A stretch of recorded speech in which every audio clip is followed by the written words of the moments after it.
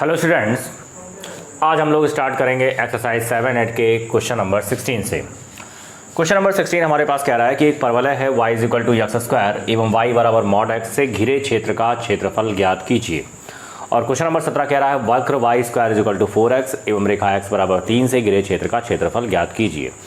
तो चलिए अगर हम इस इक्वेशंस की बात करें तो यहाँ पर ये जो हमारे पास इक्वेशन दिया गया है y equal to x square, तो ये हमारे पास एक परवलय है और ये जो परवलय हमारे पास है वो तीसरी स्थिति का परवलय है। ठीक है, ये बनता है y अक्ष की धन दिशा में, ये परवलय बनता है आपका। तो चलिए इस परवलय को हम लोग ड्रा कर लेते हैं। तो ये परवलय हमारे पास है y is equal to x square, तो ये हमारे पास परवलय हो गया। इसके बाद में यहाँ पर जो हमारे पास वैल्यू दे रखी है, रेखा का जो समीकरण दिया गया है वो दिया गया है y is equal to mod x। तो दूसरा हमारे पास इक्वेशन है y is equal to mod x। ये देखिए मॉड जो वैल्यू होता है दो वैल्यू को कंटेन करता है, एक वैल्यू पॉजिटिव होती है, दूसरी वैल्यू नेगेटिव होती है जब x की वैल्यू ग्रेटर देन 0 है, दूसरी हमारे पास है x इज लेस देन 0। तो अगर इसका हम ग्राफ प्लॉट करें तो देखिए इसका ग्राफ हमारे पास इस तरीके से जाएगा। जब x की वैल्यू 0 से जितनी भी बड़ी वैल्यू रखेंगे तो हमारे पास सब x में आते जाएंगे। तो x की वैल्यू जब 0 रखते जाएंगे तो y की वैल्यू हमारे पास मिलती जाएगी और ये ग्राफ हमारा इस तरीके से प्लॉट होगा। और जब x की वैल्यू हम 0 से कम रखेंगे तो हमारे पास सारी वैल्यू जो आएगी वो भी हमारे पास पॉजिटिव आती जाएगी। तो इसका मतलब ये y पे वैल्यू पॉजिटिव आएगी, तो ये हमारे पास मॉड x का ग्राफ होता है। अब इस ग्राफ को हम जब यहाँ पर ड्रा करेंगे तो ये हमारे पास देखिए इस तरीके से वैल्यू आएगी। तो ये हमारे पास वैल्यू जा रही है। ठीक है, तो ये हमारे पास एक सिमेट्री है, जितना हमारे पास इधर जाएगा उतना ही, चूंकि ये सिमेट्री होता है तो जितना हमारे पास इधर जा रहा है उतना ही हमारे पास दूसरी साइड भी जाएगा। तो ये सिमेट्री बिल्कुल होगी। तो जो भाग आपके पास यहाँ बनेगा वही भाग हमारे पास यहाँ भी बनना चाहिए। इसको आप कायदे से बना लेंगे। ठीक है, चलिए तो ये देखिए हमारे पास क्या होगी, हमारे पास सिमेट्री बन जाएगी यहाँ से। ठीक है, ये हमारे पास सिमेट्री निकल करके आएगी। तो ये हमारे पास फिगर को ड्रा हो चुका है। अब क्वेश्चंस में कह रहा है कि y equal to x square कह रहा है और y बराबर मॉड x के घिरे क्षेत्र का क्षेत्रफल कह रहा है। ठीक है, तो ये हमारे पास क्या है, y बराबर मॉड x है। और ये अगर लाइन की बात करें देखिए y equal to x line है और ये हमारे पास क्या है y equal to minus x line. यानी यहाँ पर जो वैल्यू दिख रही है, यहाँ पर हमारे पास अगर ये 0,0 है तो देखिए अगर हम x इज ग्रेटर देन 0 है तो ये हमारे पास क्या डिनोट कर रहा है, ये y इक्वल टू एक्स को डिनोट कर रहा है और ये y equal to minus x को डिनोट कर रहा है। ठीक है, और ये y equal to x square को डिनोट कर रहा है। तो देखिए अगर हम y इक्वल टू एक्स और y equal to x square को अगर हम सॉल्व करें तो इसको जब सॉल्व करते हैं तो देखिए हमारे पास दोनों वैल्यू एक्स स्क्वायर है। तो x square is equal to x, then x square minus x is equal to 0, x common लेंगे तो x minus 1 is equal to 0। तो एक्स की वैल्यू हमारे पास आ जाएगी 0,1। तो ये जो हमारे पास वक्र जो कट कर रहा है एक 0 पर और एक हमारे पास कट कर रहा है 1 पर। तो देखिए अगर हम x की वैल्यू 0 रखें तो y की वैल्यू हमारे पास क्या हो जाएगी 0 मिलेगी, और x की वैल्यू 1 रखेंगे तो y की वैल्यू 1 मिल रहा है। इसका मतलब ये पॉइंट हमारे पास मिल रहा है 1,1 और ये पॉइंट मिल रहा है 0,0। अगर इसको हम इस तरीके से ड्रा कर दें तो ये कोऑर्डिनेट हमारे पास आएगा 1,0। उसी तरीके से यहाँ पर हमारे पास वैल्यू क्या है, माइनस एक्स है। तो अगर आप इसको सॉल्व करेंगे तो y equal to minus x और y equal to x square, जब हम इसको सॉल्व करेंगे तो ये देखिए y equal to minus x है तो x square is equal to minus x हो जाएगा। तो यहाँ पे वैल्यू आ जाएगी x square plus x is equal to 0, x common लेंगे तो x plus 1 is equal to 0। तो एक्स की वैल्यू आ जाएगी 0 और एक हो जाएगी माइनस का 1। अब यहाँ पर आप जब 0 रखेंगे तो वैल्यू हमारे पास 0 मिल जाएगी, जब माइनस 1 रखेंगे तो वैल्यू हमारे पास प्लस 1 ही आएगी। इसका मतलब ये जो वैल्यू हमारे पास लाई कर रही है -1,1 पर लाई कर रही है। ठीक है, और जब आप इसको इससे परपेंडिकुलर डाल देंगे तो हमारे पास ये जो कोऑर्डिनेट आएगा -1,0 आ रहा है। तो देखिए हमारे पास जो क्षेत्रफल निकालने के लिए कह रहा है, यहाँ पे कह रहा है पकड़ वाला है y equal to x square और y equal to mod x से घिरे क्षेत्र का क्षेत्रफल। तो एक भाग हमारे पास ये निकल करके आ रहा है और देखिए दूसरा भाग हमारे पास ये निकल करके आ रहा है। और ये सिमेट्री होती है, जितना इधर है उतना ही हमारे पास इधर भी बनेगा। तो देखिए अगर हम इस भाग का क्षेत्रफल निकाल लें और 2 का मल्टीप्लाई कर दें तो हमारे पास ये क्षेत्रफल निकल आएगा। तो अभीष्ट भाग का क्षेत्रफल हमारे पास क्या होगा, तो यहाँ पर अगर हम अभीष्ट भाग का क्षेत्रफल निकालें या फिर वक्रों से घिरे क्षेत्र का क्षेत्रफल निकालें क्वेश्चन के अकॉर्डिंग, तो क्षेत्रफल a इज इक्वल टू हो जाएगा 2 का गुणा करा देंगे और यहाँ पे देखिए 0 से 1 लेंगे और 0 से 1 आपके पास यहाँ पर 2 वक्र बन रहे हैं। तो देखिए 0 से 1 आपके पास पहले इस वक्र को हम यहाँ पर लेंगे और इस वक्र में आपका जो y पड़ रहा है वो यक्स पड़ रहा है, तो ये हो जाएगा यक्स हो जाएगा। और फिर 0 से 1 लेंगे तो एक हमारे पास ये पार्ट पड़ रहा है। देखिए अगर हम इस वाले पार्ट में से अगर इस वाले पार्ट को माइनस कर दें तो ये हमारे पास मिड का पार्ट आ जाएगा, ठीक है। तो ये देखिए इस वाले पार्ट में से हमने क्या किया, इस वाले पार्ट को माइनस किया, तो ये वाला जो पार्ट बन रहा है इसमें जो y बन रहा है वो यक्स बन रहा है। और इस यक्स वाले पार्ट से हम ये y2 हमारे पास क्या है, ये देखिए ये वाला कर्व पड़ रहा है, y की वैल्यू है यक्स स्क्वायर। इसको अगर हम माइनस करते हैं तो ये हमारे पास वक्रों से घिरे क्षेत्र का क्षेत्रफल आ जाएगा। और ये बिल्कुल सिमेट्री बन रही है, तो जितना हमारे पास ये है उतना ही है, तो 2 का गुणा कर देंगे तो पूरा भाग हमारे पास निकल करके आ जाएगा, ठीक है। चलिए अब इसको इंटीग्रेट कर देंगे तो वैल्यू आएगी x²/2, यक्स स्क्वायर का समाकलन x³/3। लिमिट हमारे पास है 0 से 1, पहले आप अपर लिमिट रखेंगे और फिर आप दोनों में लोअर लिमिट रखेंगे तो वैल्यू 0 हो जाएगी। तो ये हमारे पास आ जाएगा 2, यहाँ पर एलसीएम आ जाएगा 6, तो वैल्यू आएगी 3 - 2, तो वैल्यू आएगी 2 × 1/6, तो यहाँ से आंसर आ जाएगा 1/3। तो आप देख सकते हैं ये हमारे पास इसका आंसर हो गया है। इसके बाद हम लोग नेक्स्ट क्वेश्चन को डिस्कस करेंगे, क्वेश्चन नंबर 17 को। इसको आप देख लें।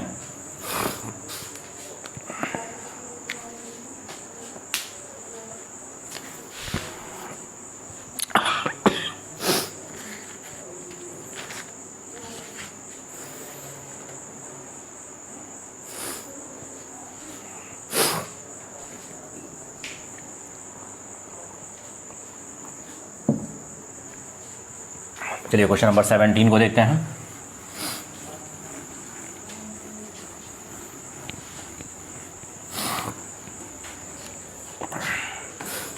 अब देखो क्वेश्चन नंबर 17 कह रहा है कि वक्र हमारे पास क्या है, y² = 4x है। तो अगर हम इस वक्र की बात करें तो ये भी देखिए हमारे पास एक परवलय है और ये जो परवलय हमारे पास है ये पहली सदी का परवलय है, y² = 4ax। ये हमारे पास पहली स्थिति का परवलय है। और अगर इसके नाभिलंब की बात करें तो नाभिलंब हमारे पास अगर देखें तो 4a = 4, तो नाभिलंब आएगा हमारे पास 1। सॉरी, इसके नाभि हमारे पास 1,0 हो जाएगी, तो यहाँ पर 1 हो जाएगा। तो 2 की बात करें तो ये 1 है, ये 2 है, ये 3 है। तो अगर हम x = 3 लाइन की बात करें तो ये देखिए हमारे पास है x = 3 लाइन। यहाँ पे क्या रहा है, रेखा x = 3। तो यहाँ पे क्वेश्चन क्या रहा है कि परवलय और रेखा x = 3 से घिरे भाग का क्षेत्रफल। तो एक भाग हमारे पास ये आ गया और ये सिमेट्री बन रही है, जितना हमारे पास ऊपर पार्ट है उतना ही हमारे पास नीचे पार्ट है। तो ये देखिए हमारे पास है 3,0 और ये क्वाड्रेंट हमारे पास है 0,0। तो यहाँ से जो हमारे पास क्षेत्रफल आएगा, लिमिट हमारे पास क्लियर है, लिमिट 0 से 3 ले लेते हैं। तो यहाँ पर हम देखें इसका अगर हम रिक्वायर्ड क्षेत्रफल निकालें तो वक्रों से घिरे क्षेत्र का क्षेत्रफल, तो अभीष्ट क्षेत्रफल हमारे पास निकल करके आएगा a = हो जाएगा 2 टाइम्स ऑफ 0 to 3 और ये हो जाएगा mod y dx, ठीक है। तो हो जाएगा 2 times of 0 to 3 y dx। चलिए y की वैल्यू हम यहाँ से पुट करेंगे, तो y की वैल्यू जब हम पुट करेंगे तो अंडर रूट में 4 यक्स dx हो जाएगा। अंडर रूट 4 जब 4 के बाहर आएगा तो 2 बचेगा और 2 × 2 हमारे पास 4 हो जाएगा और ये हो जाएगा integration of 0 to 3 under root x dx हो जाएगा। अभी रूट x का जब समाकलन करेंगे तो x की पावर में 3/2 अपान 3/2, लिमिट हमारे पास है 0 से 3। चलिए इसको सॉल्व करेंगे तो ये हो जाएगा हमारे पास 8/3। यहाँ पर पहले अपर लिमिट रखेंगे, 3 की पावर 3/2 माइनस करके लोअर लिमिट रखेंगे, तो ये वैल्यू हमारे पास आएगी। यहाँ से वैल्यू हो जाएगी a = 8/3 × 3 की पावर में 3/2। ये पावर जब माइनस करेंगे 3/2 में 1 को माइनस करेंगे तो 8 × 3 की पावर 1/2, तो वैल्यू आ जाएगी 8√3 वर्ग इकाई। ये हमारे पास इसका रिक्वायर्ड क्षेत्रफल हो गया है, ठीक है। इसके बाद हम लोग नेक्स्ट क्वेश्चन को डिस्कस करेंगे, क्वेश्चन नंबर 18 को। Cycloid x = a θ - sin θ, y = a 1 - cos θ के लिए वक्र एवं आधार से घिरे क्षेत्रफल को ज्ञात कीजिए। तो देखिए अगर हमारे पास एक कोई सर्किल है और जब सर्किल हमारे पास इस तरीके से चलता है, तो हमारे पास जैसे कोई सर्किल अपना इस तरीके से बना हुआ है और ये सर्किल अगर हमारे पास इस तरीके से रोटेट करे, तो जब ये रोटेट करेगा तो हमारे पास ये जो वैल्यू निकल करके आएगी, देखिए इस तरीके से वैल्यू निकल करके आएगी ऐसे, और फिर हमारे पास ये सर्किल ऐसे घूम करके फिर ऐसे जाएगा, तो ये हमारे पास वैल्यू आएगी ऐसे। तो ये हमारे पास जो बनता है ये साइक्लॉइड बनता है इस तरीके से, जब आपके पास ये सर्किल चलता है। तो यहाँ देखिए ये हाफ सर्किल एक आर्क की बात कर रहा है, अगर एक आर्क यहाँ पर निकालना है आपको, तो ये देखिए हमारे पास इस तरीके से साइक्लॉइड बन रहा है। तो यहाँ से आर्क हमारे पास इस तरीके से आ जाएगा। तो ये 1 आर्क की आपका एरिया फाइंड करना है। तो यहाँ पर ये जो हमारे पास हाईएस्ट पॉइंट होता है ये हमारे पास होता है पाई पर, और ये हमारे पास होता है 0, और ये हमारे पास होता है 2 पाई। तो या तो आप 0 से पाई लीजिए, 2 का मल्टीप्लाई करिए तो फुल आर्क का हमारे पास यहाँ पर निकल आएगा, या फिर 0 से 2 पाई हम पूरा एरिया यहाँ से फाइंड कर सकते हैं। तो फॉर दी साइक्लॉइड हमारे पास जो वैल्यू वेरी करती है वो वेरी करती है 0 से 2 पाई हमारे पास वेरी करती है, ठीक है। तो यहाँ पर कह सकते हैं साइक्लाइड की इक्वेशन हमारे पास है। इक्वेशन हमारे पास है x is equal to a theta minus sine theta और y इज इक्वल टू हमारे पास है ए 1 माइनस कॉस थीटा। तो यहाँ पर हमारे पास जो वैल्यू हो जाएगी फॉर द साइक्लॉइड, यहाँ पर जो थीटा वैरी करेगी, थीटा वैरीज फ्रॉम 0 to 2 पाई, ये हमारे पास वैरी कर जाएगी। अब यहाँ पर देखिए, यहाँ पर जो एरिया आप फाइंड करेंगे तो क्षेत्रफल जो हमारे पास होगा वो हो जाएगा 0 से 2 पाई वाई डी एक्स होता है। तो यहाँ पर देखिए हमारे पास y की तो वैल्यू हो जाएगी और यहाँ पर चूंकि थीटा में वैल्यू है तो इसको हम क्या कर लेंगे D x upon d theta into कर लेंगे, इंटू डी थीटा हम यहाँ से कर लेंगे। अब यहाँ पर हम क्या कर रहे हैं, इसकी वैल्यू फाइंड कर रहे हैं। तो देखिए हमारे पास x इज इक्वल टू यहाँ पर गिवन है ए थीटा माइनस साइन थीटा। जब आप इसको थीटा के सापेक्ष अवकलन करेंगे तो ये हो जाएगा d x upon d theta. ए हमारे पास कॉन्स्टेंट है, थीटा का अवकलन 1 हो जाएगा और साइन थीटा का अवकलन होगा कॉस थीटा हो जाएगा। चलिए यहाँ पर जब हम वैल्यू पुट करेंगे तो ये हो जाएगा इंटीग्रेशन ऑफ 0 से 2 पाई, y की वैल्यू पुट करेंगे तो ये हो जाएगा a 1 माइनस कॉस थीटा और जब D x upon d theta निकालेंगे तो ये हो जाएगा a 1 माइनस कॉस थीटा हो जाएगा और इनटू में हमारे पास हो जाएगा डी थीटा। चलिए a का a में मल्टीप्लाई करेंगे तो ये हमारे पास आ जाएगा a स्क्वायर, लिमिट हमारे पास 0 से पाई 2 पाई है और ये हो जाएगा 1 माइनस कॉस थीटा का होल स्क्वायर। चलिए अगर हम इसका होल स्क्वायर ब्रेक करते हैं तो हमारे पास देखिए क्या वैल्यू आएगी, इंटीग्रेशन ऑफ 0 से 2 पाई, तो इसका होल स्क्वायर ब्रेक करेंगे तो ये हो जाएगा ए स्क्वायर प्लस का बी स्क्वायर माइनस का 2 कॉस थीटा हो जाएगा। अब यहाँ पे हम कॉस स्क्वायर थीटा की वैल्यू पुट करेंगे तो देखिए अगर हम कॉस स्क्वायर थीटा की वैल्यू पुट करें तो हमारे पास क्या वैल्यू निकल करके आएगी। तो आप जानते हैं भाई कॉस 2 थीटा का जो फार्मूला होता है वो होता है 2 कॉस स्क्वायर थीटा माइनस 1। तो यहाँ से अगर हम कॉस स्क्वायर थीटा की वैल्यू की बात करें तो ये हमारे पास हो जाएगा 1 प्लस कॉस 2 थीटा अपॉन 2। इस वैल्यू को जब आप यहाँ पर पुट करेंगे तो देखिए हमारे पास जो क्षेत्रफल निकल करके आएगा वो क्या हमारे पास क्षेत्रफल निकलेगा, a इज इक्वल टू हो जाएगा यहाँ पर आएगा a स्क्वायर, इंटीग्रेशन में हो जाएगा 0 से 2 पाई और यहाँ पर हो जाएगा 1 प्लस कॉस स्क्वायर की वैल्यू पुट करेंगे तो वैल्यू आएगी 1 प्लस कॉस 2 थीटा अपॉन 2 हो जाएगा, ये वैल्यू हो जाएगी हमारे पास। फिर हमारे पास आ जाएगा माइनस का 2 कॉस थीटा और ये हो जाएगा डी थीटा। जब आप इसको सॉल्व करेंगे तो ये देखिए a स्क्वायर हो गया, ये हो जाएगा इंटीग्रेशन ऑफ 0 से 2 पाई हो जाएगा। यहाँ पर देखिए जब 2 को 1/2 को अलग डिवाइड करेंगे तो 1/2 मिलके हो जाएगा हमारे पास 3/2 और यहाँ हो जाएगा 1/2 कॉस 2 थीटा और यहाँ से हो जाएगा माइनस का 2 कॉस थीटा डी थीटा। जब आप इसको समाकलन करेंगे, चलिए इसका समाकलन करते हैं, तो ये 1 का समाकलन हो जाएगा थीटा तो ये हो जाएगा 3 थीटा/2। कॉस 2 थीटा का समाकलन हो जाएगा साइन 2 थीटा अपॉन 2 तो ये हो जाएगा साइन 2 थीटा और 2 × 2 4 हो जाएगा और यहाँ पर कॉस थीटा का समाकलन हो जाएगा साइन थीटा और लिमिट हमारे पास है 0 से 2 पाई। चलिए सब जगह पहले हम अपर लिमिट रखेंगे, तो जब आप अपर लिमिट रखेंगे तो देखिए 2 पाई रखा, 2 कैंसिल, तो वैल्यू हमारे पास आ जाएगा 3 पाई। यहाँ जब साइन 2 पाई तो साइन 4 पाई, ये वैल्यू 0 हो जाएगी। यहाँ पर 2 पाई रखेंगे वैल्यू 0 हो जाएगी। फिर माइनस करके लोअर लिमिट रखेंगे तो ये भी 0 हो जाएगा, साइन 0 भी 0 हो जाएगा और ये भी वैल्यू 0, तो पूरी टर्म्स हमारे पास 0 आ जाएगा। तो वैल्यू हमारे पास आएगी 3 पाई a स्क्वायर वर्ग इकाई। तो ये हमारे पास साइक्लॉइड का क्षेत्रफल होता है, आप इसको देख लेंगे। इसके बाद हम लोग नेक्स्ट क्वेश्चन को डिस्कस करेंगे, क्वेश्चन नंबर 19 को। क्वेश्चन नंबर 19 से पहले हम यहाँ पर आपको एक फंक्शन बताना चाहेंगे, गामा फंक्शन। तो चलिए जरा इसके बारे में डिस्कस कर लेते हैं। गामा फंक्शन क्या चीज़ है आपकी।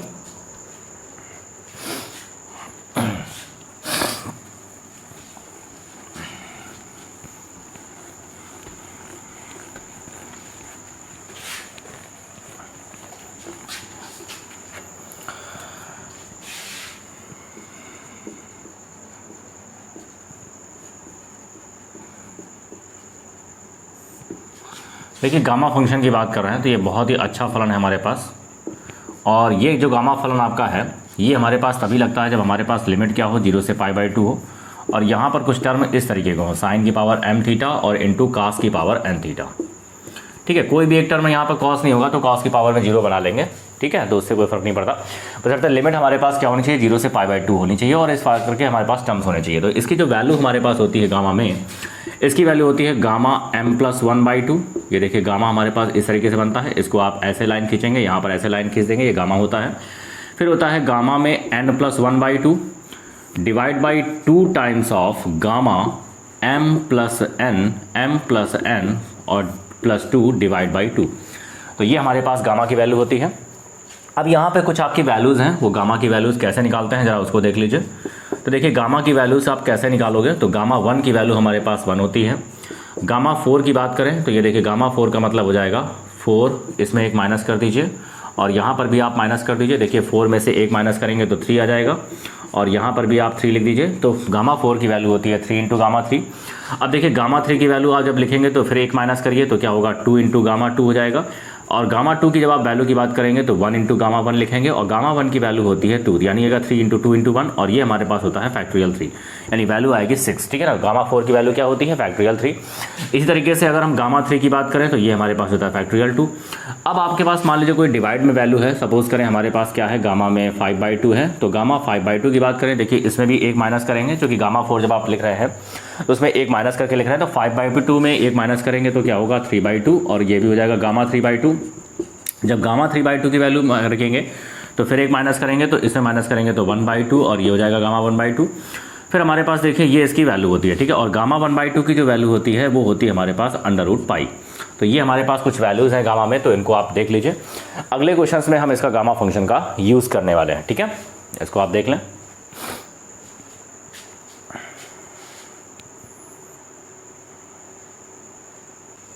यहाँ पर जो हमारे पास इक्वेशंस दे रखा है, ये देखिए वक्र का समीकरण दे रखा है a² y² = x³ और 2a - x। तो ये हमारे पास एक लूप है। चलिए इस लूप को अगर हम बनाते हैं तो पहले हम यहाँ पर देख लेते हैं इंटरसेक्शन पॉइंट क्या होगा। तो यहाँ पर अगर हम y = 0 रखें, यदि y = 0 तो ये वैल्यू हो जाएगी 0 = x² 2a - x। तो यहाँ से जो x की वैल्यू निकल करके आ रही है, एक वैल्यू आ रही है 0, दूसरी वैल्यू आ रही है 2a। तो आप देख सकते हैं यहाँ पर जो कट करेगा, जो हमारे पास प्रतिच्छेद बिंदु आएंगे वो 0,0 होगा, दूसरा आएगा 2a,0। तो चलिए इस लूप की हम बना लेते हैं। और यहाँ पर क्या है, इवन पावर ऑफ y है, इसका मतलब जो कर्व होगा सिमेट्री वो हमारे पास क्या होगा x के अबाउट सिमेट्री हो जाएगी। तो ये देखिए हमारे पास क्या है, ये हमारे पास एक लूप है और इसका आपको क्षेत्रफल फाइंड करना, और ये सिमेट्री होती है, जितना आपके पास ऊपर बनेगा उतना ही हमारे पास ये नीचे बनेगा, ठीक है। तो ये हमारे पास दोनों तरफ की सिमेट्री होती है। तो ये हमारे पास लूप है और ये हमारे पास जो कट कर रहा है, यहाँ पर देखिए 0,0 पर कट कर रहा है और ये हमारे पास 2a,0 पर कट कर रहा है। तो जब आप 0 से 2a लेंगे तो हमें खाली ये ऊपर वाला पार्ट मिलेगा, पूरा नीचे वाला पार्ट निकालने के लिए हम 2 का मल्टीप्लाई कर देंगे तो पूरा रिक्वायर्ड लूप हमारे पास निकल आएगा, ठीक है। तो यहाँ से देखिए हम इसके क्षेत्रफल की बात करें तो क्षेत्रफल क्या होगा 2 times of 0 to 2a y dx हो जाएगा।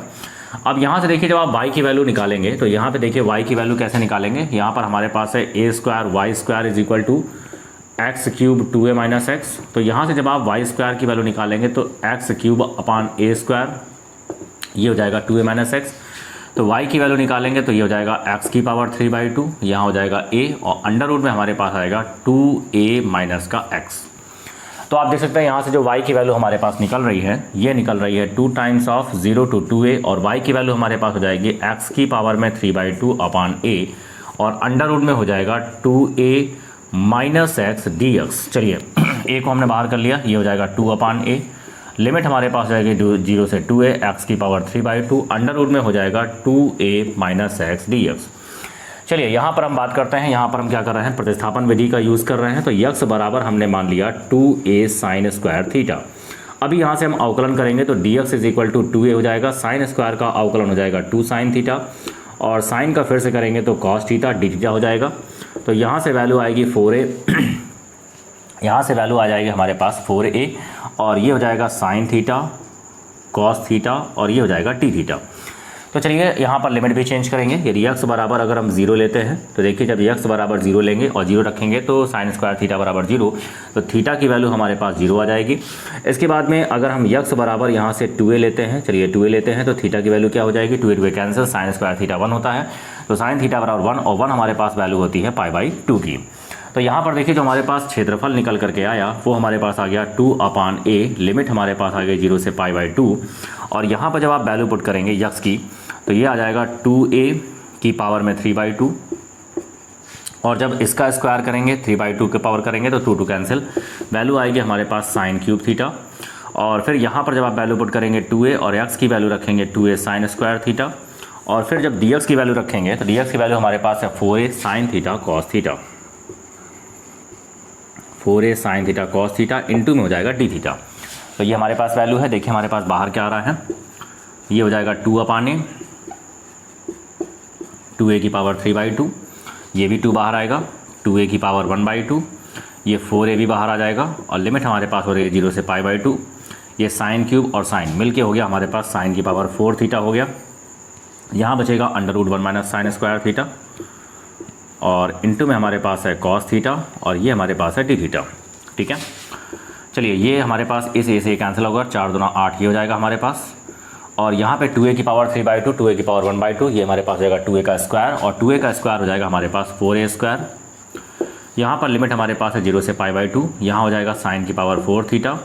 ये वैल्यू हमारे पास आएगी कॉस, और कॉस का कॉस में जब गुणा करेंगे तो वैल्यू आएगी कॉस स्क्वायर थीटा। तो ये देखिए हमारे पास वही गामा फंक्शन बन रहा है, साइन की पावर m थीटा, कॉस की पावर n थीटा। m की वैल्यू 4 और n की वैल्यू 2 है, और ये हमारे पास हो जाएगा 32a स्क्वायर। गामा लगाएंगे यहाँ पे, तो गामा फंक्शन यूज़ करेंगे तो gamma 4 + 1 divide by 2, gamma 2 + 1 divide by 2 whole divide 2 times of gamma 4 + 2 + 2 divide by 2।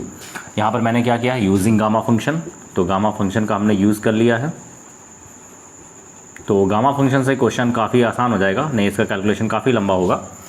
तो चलिए इसका हमने सॉल्व कर लिया। तो यहाँ पर क्या आ गया, 2 से 32 को कैंसिल आउट करेंगे तो वैल्यू हमारे पास आ जाएगी 16a स्क्वायर हो जाएगा।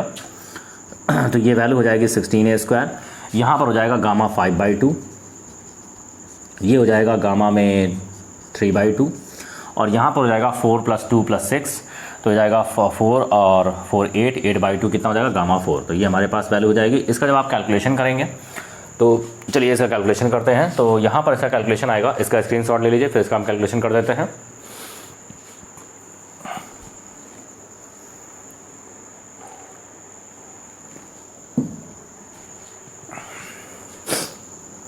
तो देखिए जब आप इसका कैलकुलेशन करेंगे तो क्या होगा, इसका कैलकुलेशन हमारे पास यहाँ पर जो वैल्यू हमारे पास आएगी, ये a = हो जाएगा 16a स्क्वायर हो जाएगा। अब यहाँ पे देखिए गामा 5/2 की बात करेंगे तो 1 माइनस करेंगे तो 3/2, और फिर 3/2 में 1 माइनस करेंगे 1/2, और फिर हमारे पास हो जाएगा गामा 1/2। 3/2 की बात करें तो ये हो जाएगा 1/2, गामा 1/2 हो जाएगा, और गामा 4 का मतलब हो जाएगा फैक्टोरियल 3, और फैक्टोरियल 3 का मतलब हो जाएगा हमारे पास 3 × 2 × 1। चलिए इसको सॉल्व करते हैं। तो यहाँ पर देखिए क्या हमारे पास, ये हो जाएगा 16a स्क्वायर। तो यहाँ पे देखिए 2 × 2 × 2, तो 2 दूना 4 दूना 8 दूना 16 हो गया है हमारे पास, ठीक है। तो ये 16 नीचे आ जाएगा, तो ये हमारे पास जाएगा 3, और गामा 1/2 की वैल्यू हमारे पास जाएगी √π, इस गामा y की वैल्यू हमारे पास जाएगी √π, और ये हमारे पास 2 दूना 4 दूना 8, और ये नीचे जाएगा तो 8 दूना 16, और ये जाएगा 3 × 16, 3 से 3 हमारे पास कैंसिल आउट, 16 से 16 कैंसिल आउट, √π का √π में गुणा करेंगे तो पाई हो जाएगा। तो ये हमारे पास आएगा πa स्क्वायर वर्ग इकाई। तो ये हमारे पास इस लूप का क्षेत्रफल हो गया। तो आई होप आपको ये क्वेश्चंस क्लियर हो गए होंगे। इसके बाद में हम लोग नेक्स्ट क्वेश्चन को डिस्कस करेंगे, क्वेश्चन नंबर 20, जो कि हम अगले वीडियो में इसको देखेंगे। आज के लिए इतना रखते हैं। Thank you.